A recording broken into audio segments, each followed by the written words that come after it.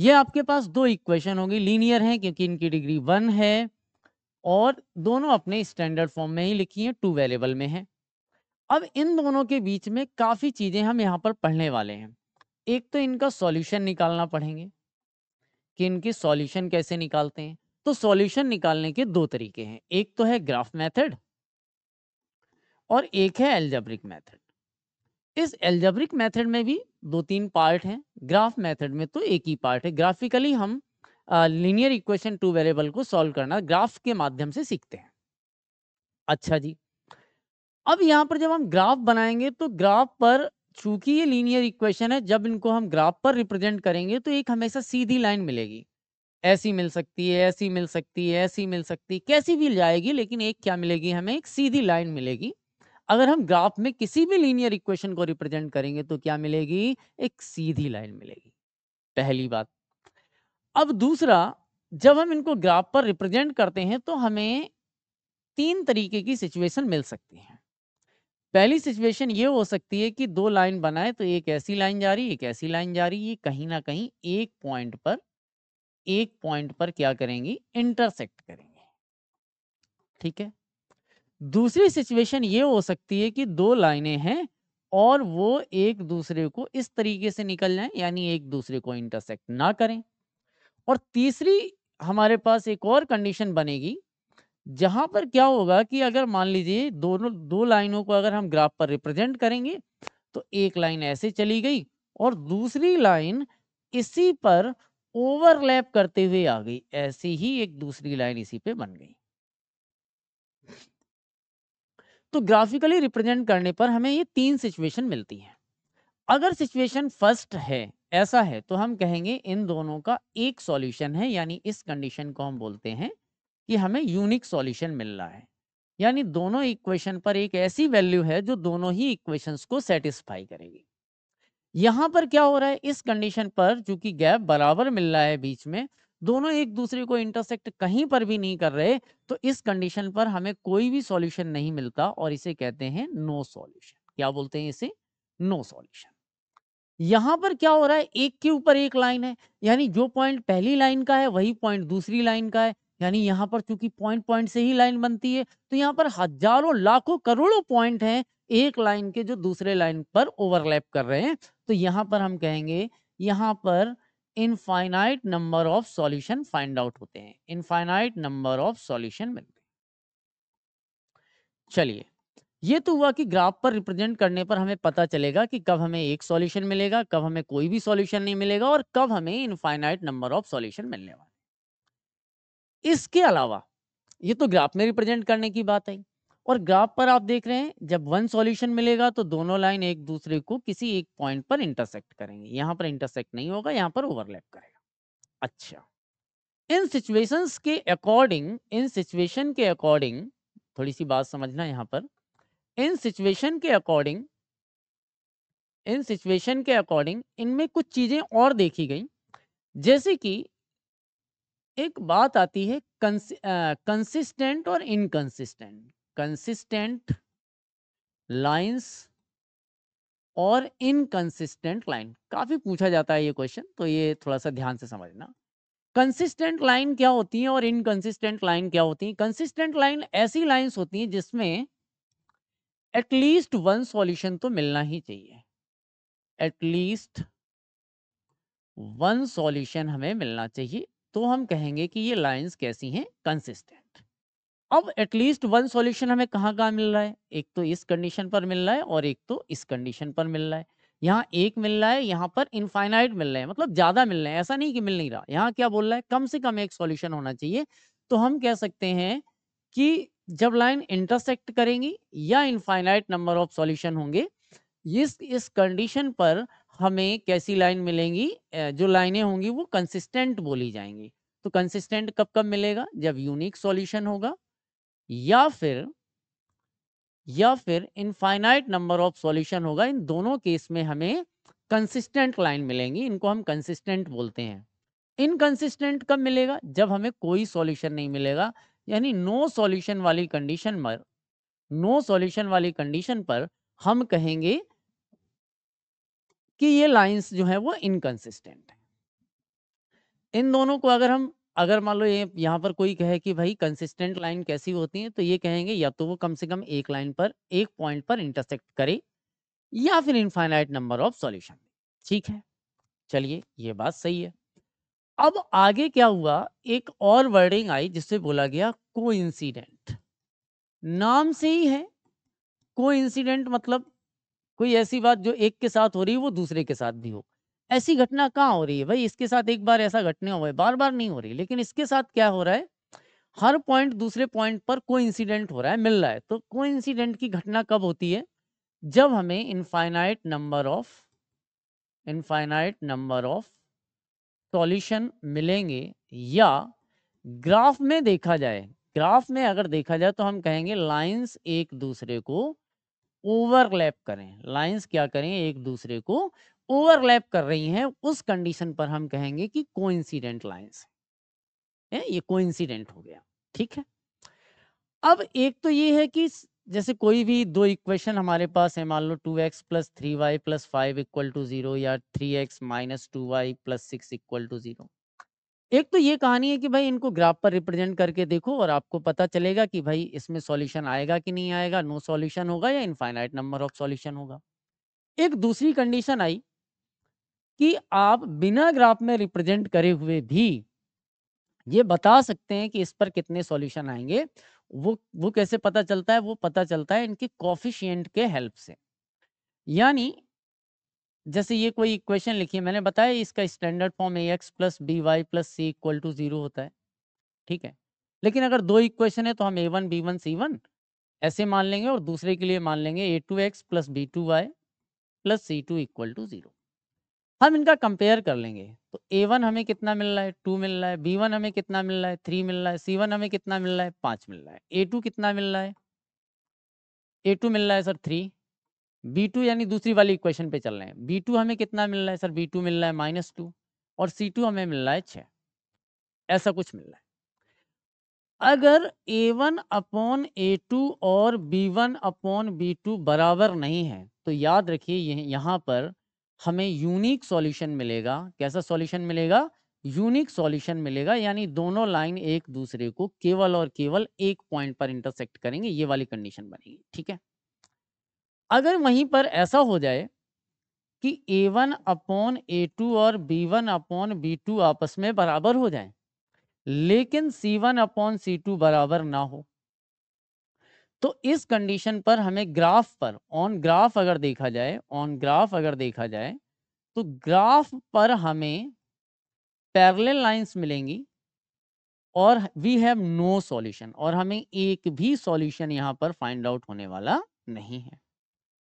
तीसरी, और अगर इसको हम ग्राफ पर देखें तो कुछ इस तरीके का, जो मैंने अभी आपको ग्राफ बनाया था इस तरीके का कुछ ग्राफ बन जाता है, लाइंस पैरेलल चली जाती हैं। ठीक है, तीसरी कंडीशन है कि अगर a1 upon a2 b1 upon b2 ये दोनों ही इक्वल हो और साथ में c1 अपॉन c2 भी इक्वल हो, तो अगर हम इसको ग्राफ पर देखेंगे तो कहेंगे लाइंस ओवरलैप कर रही हैं। लाइंस क्या कर रही हैं, ओवरलैप कर रही हैं। ठीक है, और सॉल्यूशन हमें कितने मिलने वाले हैं, इस कंडीशन पर हमें इनफाइनाइट नंबर ऑफ सॉल्यूशन मिलेंगे, इनफाइनाइट नंबर ऑफ सॉल्यूशन मिलने वाले।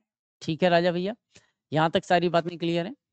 अब जरा इस पूरे जो अभी तक जो कुछ भी पढ़ा है इसको एक बार दोबारा से पूरा समझ लेते हैं। तो सर आपके कहने का मतलब है कि a1 अपॉन a2 और b1 अपॉन b2 अगर बराबर नहीं है तो आपको यूनिक सॉल्यूशन मिलेगा। ठीक है सर, बिल्कुल मिलेगा। ये लाइन कंसिस्टेंट होंगी, बिल्कुल होंगी। और सर ये ग्राफ पर ऑन ग्राफ अगर देखा जाए ओनली वन पॉइंट पर कट करेंगी, ओनली वन पॉइंट पर क्या करेंगी, कट। ठीक, दूसरा, अगर a1 upon a2 b1 upon b2 ये तो बराबर हैं और c1 अपॉन c2 बराबर नहीं है, तो यहाँ क्या होगा, यहाँ पर कोई भी सॉल्यूशन सर मिलने वाला नहीं है। ठीक है, और लाइन जो होगी वो इनकंसिस्टेंट कहलाएगी। इसके अलावा ऑन ग्राफ अगर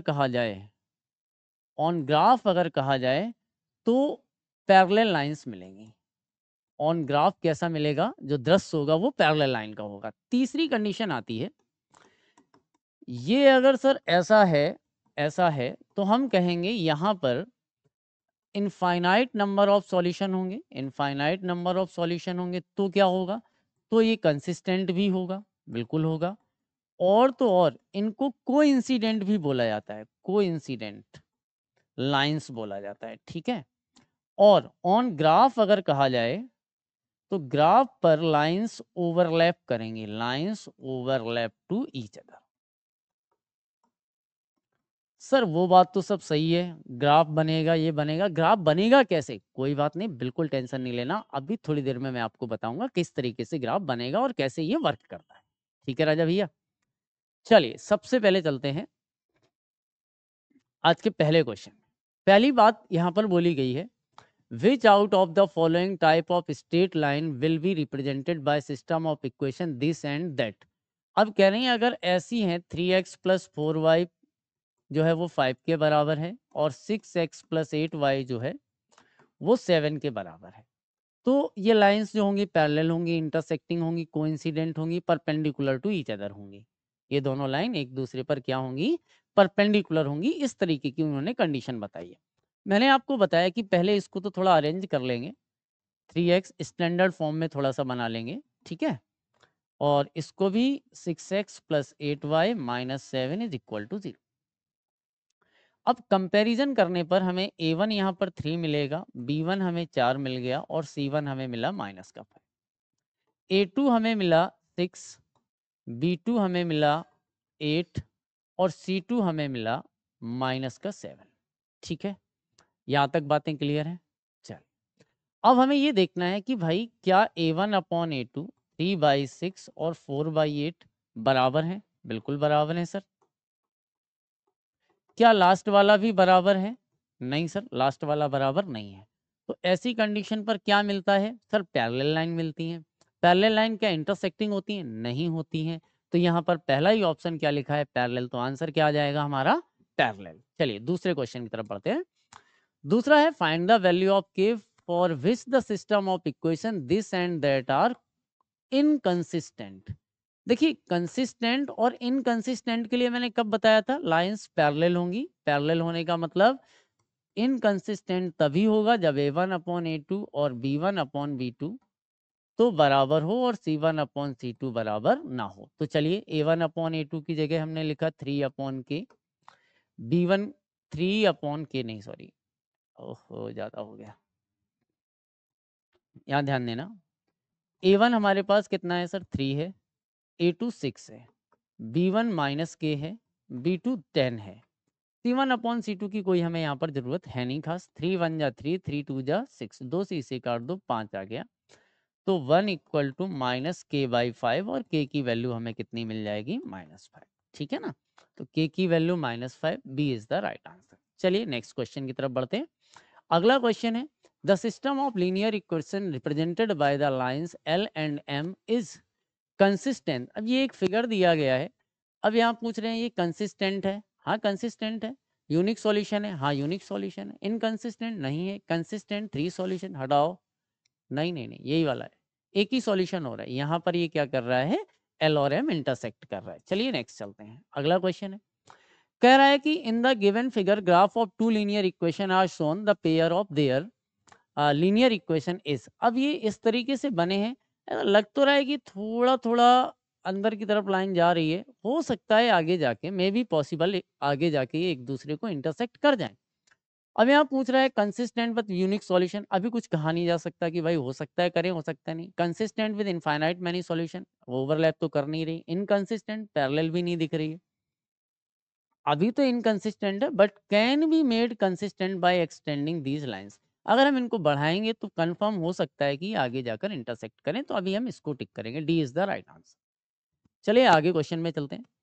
यहाँ कह रहे हैं ये दो पैरेलल लाइन की कंडीशन दे रखी है और इसके अकॉर्डिंग कौन सा सही होगा, तो a1 upon a2 equal to b1 upon b2 is not equal to c1 upon c2, it's the right answer. ठीक है, पैरेलल लाइन की कंडीशन है। चलिए नेक्स्ट, अब कह रहे हैं कि the pair of equation this and that represented parallel line where a b are integer. अच्छा ये कह रहे हैं ये पैरेलल लाइन को रिप्रेजेंट कर रहे हैं, तो पैरेलल लाइन में क्या होता है भाई कि a1 अपॉन a2 बराबर होना चाहिए B1/B2 के। इज नॉट इक्वल टू की कोई कहानी अलग है, तो होना तो ये भी चाहिए कि C1/C2 इक्वल नहीं होना चाहिए। तो ए, इधर ए कितना है 3, यहाँ पहला नंबर कितना है 2, सॉरी दूसरा नंबर 2, उधर दूसरा नंबर कितना है बी। तो यहाँ से अगर हम इसको थोड़ा सा सॉल्व करेंगे तो हमें मिल जाएगा ए बी। ठीक है, तो यहाँ पर हमें a इंटू बी कितना आ जाएगा, 2 3 जा 6। तो कौन सा ऑप्शन सही है? Option number D is the right answer. चलिए नेक्स्ट चलते हैं। The pair of linear equation this and that representing two line which are, अब इसको फिर से आपको वैसे ही ये इक्वल टू लिखा हुआ है, 2x minus 5y minus 6 equal to 0 पहली इक्वेशन हो जाएगी। 6x को इधर लाएंगे तो minus 6x plus 15y plus 18 equal to 0, ये दूसरी कंडीशन बनेगी। अब हम देखेंगे भाई A1/A2, B1/B2 और C1/C2 की कंडीशन देखते हैं।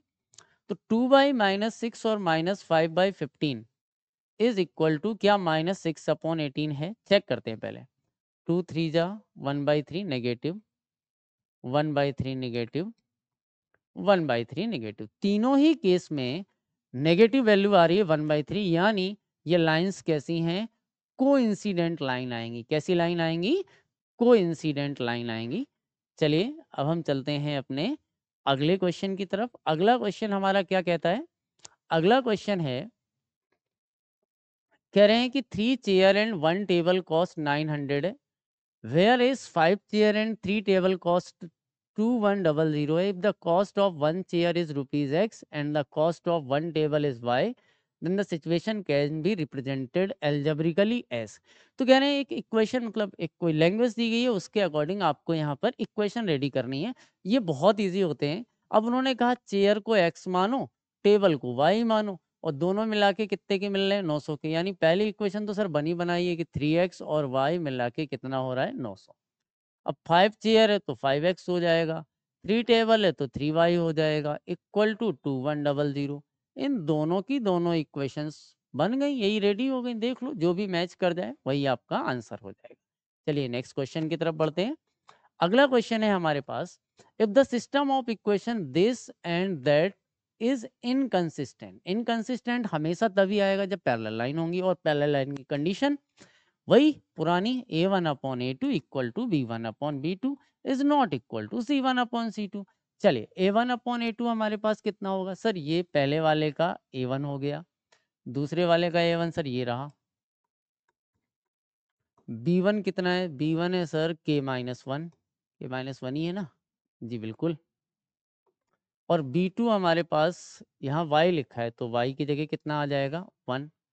और C1/C2, C1/C2 वैसे तो -1/-2 के प्लस 1 आएगा। इससे ये क्या हो जाएगा? Cancel. Is not equal to पे बना रखो, इसको थोड़ा सा सॉल्व कर लेना, तो आपके पास आ जाएगा 3 इक्वल टू 2k-1 यानी 2k स्क्वायर और -k-2k और प्लस 1। इसे सॉल्व कर लेंगे मल्टीप्लाई करके, तो k का 2k में हुआ 2k स्क्वायर -k-2k और प्लस 1।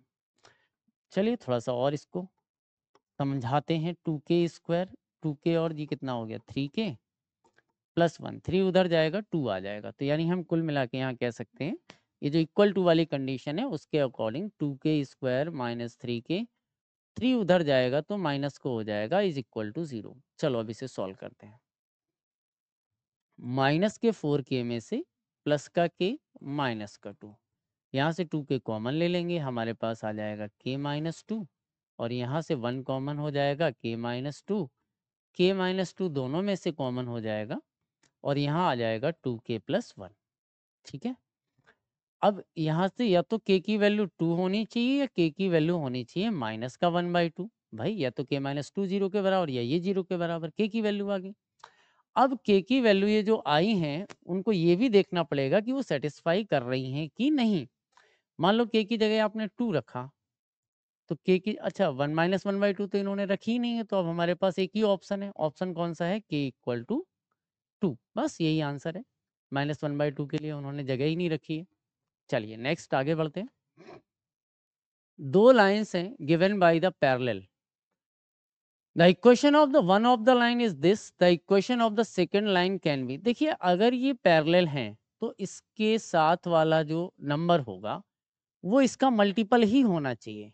इसका मल्टीपल होने का मतलब अगर हम रेशियो निकालें तो रेशियो सेम आना चाहिए। जैसे कि मान लो हम ये कहते हैं कि चलो ये नंबर है तो 3/9 और -2/8। भैया ये माइनस का है और ये प्लस का है, कभी बराबर नहीं हो सकता।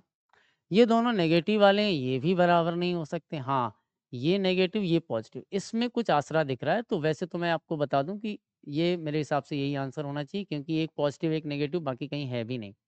तो 3/-12 और -2/8, तो ये भी 1/4, ये भी 1/4। अब ये बराबर है कि नहीं उससे हमें कोई लेना देना है नहीं, और वैसे भी 5/7 बराबर नहीं होगा। तो कौन सा ऑप्शन सही होगा? सी इज द राइट आंसर। चलिए नेक्स्ट चलते हैं। अगला क्वेश्चन भाई देखो, कह रहा है अगर एक pair of linear equation given by this and this has a unique solution. अरे भैया यूनिक सॉल्यूशन के लिए कितने बार बताया जाए, a1/a2 और b1/b2 जो है वो बराबर नहीं होने चाहिए, या हम कह सकते हैं a1b2 is not equal to b1a2। ठीक है, ऐसा कुछ भी लिखा मिल जाए, ये तो सीधे ही लिखा है a1/a2 is not equal to b1/b2, ये चलेगा। और ऐसा तो नहीं if a pair has a unique solution then which of the following is true, ये तो कंफर्म ट्रू है। ठीक है, बाकी का पता नहीं, बाकी देखना ही नहीं है अपने को। नेक्स्ट चलते हैं, the value of k for which the lines this and that are coincide. Coincide कब होती है? जब पैरेलल लाइन की सिचुएशन होती है। और पैरेलल लाइन कब होता है? जब a1/a2 b1/b2 is equal to c1/c2 होता है। ठीक है, हाँ बिल्कुल ठीक है। चलो भाई, 5 a1 की जगह 5, इधर a2 की जगह 15, b1 की जगह 7, b2 की जगह 21, c1 की जगह माइनस के, क्योंकि ये सॉरी ये इधर आएगा तो -3, और इसके नीचे आ जाएगा के। कोई दिक्कत? अब 5 1 जा 5, 5 3 जा फिर 7 3 जा 21। तो हम कुल मिला के ये कह सकते हैं कि सर 1/3 जो है ना, वो सर -3/- के बराबर है। माइनस से माइनस क्या हो गया? कैंसिल, क्रॉस मल्टीप्लाई, के इक्वल टू 9 कहीं इस दुनिया में है? बिल्कुल है sir. A is the right answer. चलिए नेक्स्ट क्वेश्चन की तरफ बढ़ते हैं। अगला क्वेश्चन है वन इक्वेशन ऑफ डिपेंडेंट। ये भी कभी कभी क्वेश्चन पूछ दिया जाता है। Dependent linear equation. डिपेंडेंट का मतलब होता है जो ये लिखा है ना, इस पर डिपेंड हो, या तो इसका डबल हो, इसका भी डबल हो, इसका भी डबल हो, इसका ट्रिपल, इसका ट्रिपल, इसका ट्रिपल, मतलब कोई भी ऐसा नंबर जिसका मल्टीप्लाई कर दिया गया हो। अब यहाँ पर देखते हैं, प्लस का भी मल्टीप्लाई हो सकता है, माइनस का भी मल्टीप्लाई हो सकता है। अब यहाँ पर देखो आप, यहाँ बोला क्या जा रहा है? -5x, यहाँ सब में लिखा क्या है? 10। चलेगा भाई। अब देखो -5 है, अगर हमने 2 का मल्टीप्लाई किया तो माइनस का 10x हो जाता। लेकिन ये माइनस का 10x, लेकिन ये माइनस के बाद ये प्लस का कैसे हो गया? खत्म। यहाँ देखा जाए तो ये दोनों प्लस के नहीं हो सकते, खत्म। क्योंकि एक माइनस है एक प्लस है, तो या तो ये प्लस का होगा तो ये माइनस का लिखा जाएगा, ये माइनस मतलब नीचे जो लिखे होंगे, ये अगर ये माइनस है तो दूसरा किसका आना चाहिए? प्लस का। ये थोड़ा सही लग रहा है। अब जरा देखते हैं कि अगर हम 2 का मल्टीप्लाई करें तो 5 2 जा 10, 2 7 जा 14, अब ये 2 इधर आएगा तो माइनस का हो जाएगा, तो ये फिर रिजल्ट में प्लस नहीं आना चाहिए, क्या आना चाहिए यहाँ पर? माइनस, मतलब ये भी गलत हो गया। अब लास्ट आ जाते हैं, यहाँ पर -2 का मल्टीप्लाई देखो, माइनस का 10 आएगा, माइनस माइनस प्लस हो जाएगा, ये माइनस का हो जाएगा, -2 का 2 में या अगर उधर रहेगा तो माइनस का ही 4 आएगा। ये राइट आंसर है इसका। ठीक है, चलिए आगे बढ़ते हैं। The number of solution.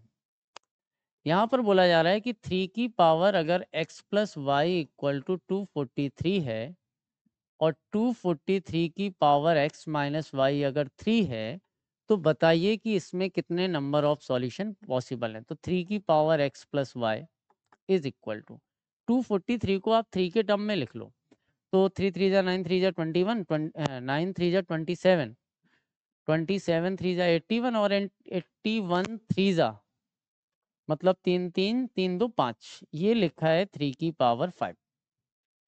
और ये भी सर 243 लिखा है, तो यानी 3 की power 5 x minus y equal to 3 की पावर 1। सही है, बिल्कुल सही है। अब यहाँ से अगर हम कंपेयर करें तो x प्लस वाई की वैल्यू यहाँ 5 आ रही है, और यहाँ से अगर हम कंपेयर कर रहे हैं तो 5x माइनस वाई हमें मिल रहा है 1। यानी x माइनस वाई की जो वैल्यू मिल रही है वो 1/5 मिल रही है।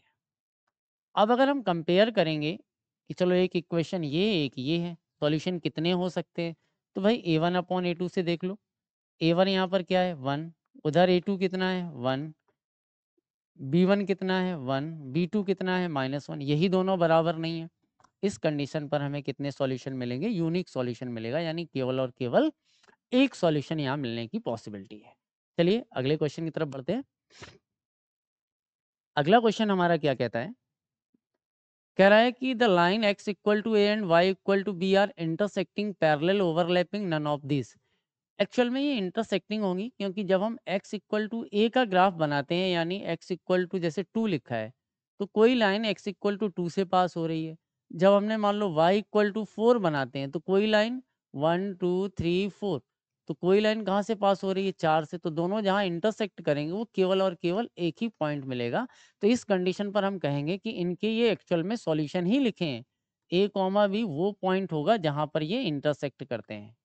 जैसे यहाँ पर इंटरसेक्ट कर रहे हैं, तो इस पॉइंट का नाम हमारे पास क्या होगा, ए कॉमा बी। तो ये इंटरसेक्टिंग लाइन होंगी और केवल एक ही जगह पर इंटरसेक्ट करेंगी। नेक्स्ट, अभी यहाँ पर कहा गया है कि given below is the graph representing two linear equation by the lines A B C D respectively, what is the area of triangle formed by these two lines and the line x equal to 0। x 0 कहाँ होता है, जब y की value 0 होती है, यानी ये बात यहाँ की कर रहा है। अब ये कह रहा है कि बताइए ये एरिया कितना होगा। तो एरिया के लिए हमें क्या चाहिए, हाफ बेस इंटू हाइट। तो 1 2 3 4 5 6, यहाँ से यहाँ तक की डिस्टेंस कितनी है 6, यहाँ से लेके यहाँ तक की डिस्टेंस कितनी है वो भी काउंट कर लो भाई, 1 2 3 4, कितनी है 4, यहाँ कितनी है 4, दोबारा से एक बार काउंट करो, कुछ ज़्यादा लग रही हैं। 1 2 3 4 5 6 7 8 9 10 11 12, मैंने दो दो को एक मान के चल दिया। यहाँ से यहाँ तक 12 लाइन है, और ये 1 2 3 4, ये यहाँ से यहाँ तक 4 है। तो एरिया कितना हो जाएगा, एरिया होता है sir half base into height, base की जगह पर 12 है और हाइट की जगह पर 4 है। कुल मिला के इसका आंसर 24 आ रहा है। चलिए आगे बढ़ते हैं। नेक्स्ट, इसी तरीके से अगर मान लो y इक्वल टू 0 कह देता, तो वो एरिया इस वाले पार्ट का निकालना था हमें, ठीक है। अब यहाँ पर फिर से कहा गया है इनकंसिस्टेंट, यानी फिर से वही आपको 1/5 इक्वल टू 2/k हो जाएगा और k की वैल्यू 10 आ जाएगी, ठीक है। अब तो ऐसे करने लगोगे ना, आराम से हो जाएंगे ये क्वेश्चन। फिर से नो सॉल्यूशन, वही a1/a2 इक्वल टू b1/b2 अब बना लोगे। अब चलिए, मैंने कहा था मैं आपको ग्राफिकली किस तरीके से वैल्यू निकाली जाती है वो मैं ज़रूर समझाऊंगा। तो आ गए, पहला क्वेश्चन हमारे पास ग्राफ का आ गया, और साथ में मैं ग्राफ पेपर भी लेके बैठा हूँ। आप लोग भी ग्राफ पेपर लेके बैठा करें। तो यहाँ पर क्या होता है, ग्राफिकली अगर हमको इसको रिप्रेजेंट करना है, तो सबसे पहले ग्राफ पर